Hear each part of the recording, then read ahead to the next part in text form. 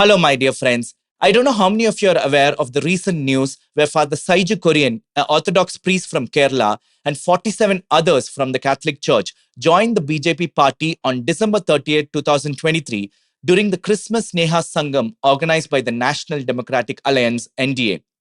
This event took place in the presence of the Union Minister of the State for External Affairs, V. Muralidharan. Immediately following this, Father Saiju was relieved of his duties as the secretary of the Nilakal Diocese of the Syrian Orthodox Church and from his position as vice principal in the Sunday school.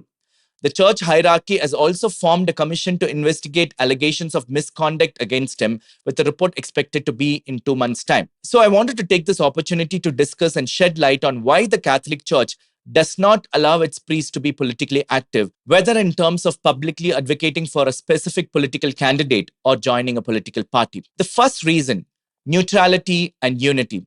From the perspective of the Catholic Church, priests are akin to be the beating heart of the community, wholeheartedly dedicated to serving everyone, regardless of their political beliefs.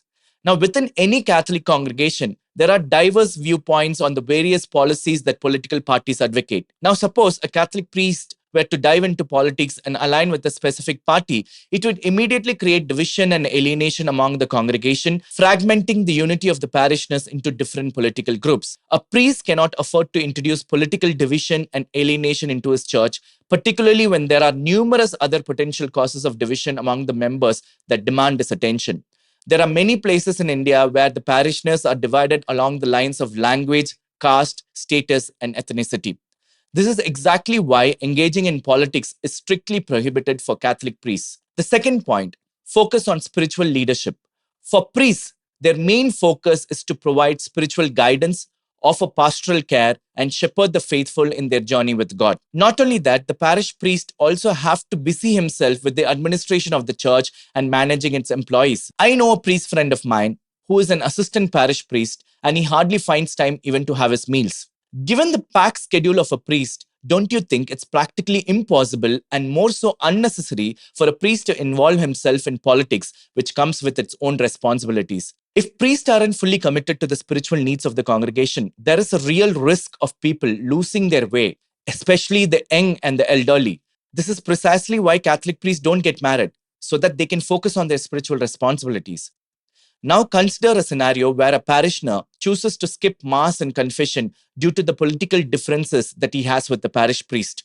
Don't you think this is an unnecessary barrier that compromises the spiritual need of the parishioner? Leave the political differences. Nothing should obstruct a parishioner from reaching out to his parish priest for spiritual and pastoral needs. If such a situation is allowed to exist, it goes against the very essence of the vocation of priesthood, which is why St. Pope John Paul II, in a speech to the priest, said, "You are spiritual leaders who must concern yourself with leading the hearts of the faithful, convert and live the love of God and for your neighbor, and work for the promotion of the dignity of man.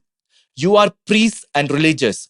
You are not social or political leaders or officials of temporal power. For this reason, I repeat to you, let us not be under the illusion that we are serving the gospel if we dilute our charism through an exaggerated interest in the wild field of temporal problems." Well, that is well said by Pope John Paul II. Now coming to the third and final point, complying to the church teachings.